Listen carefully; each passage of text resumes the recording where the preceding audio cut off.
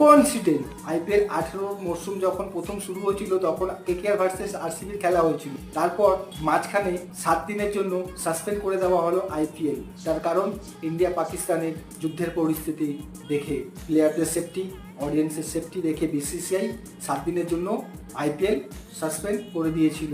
7 দিনের জন্য সাসপেন্ড করে দেওয়াতে ইংল্যান্ড বোর্ড অফার করেছিল তাদের দেশে আইপিএল খেলানোর জন্য, কিন্তু বিসিসিআই সাফ না করে দিয়েছিলেন।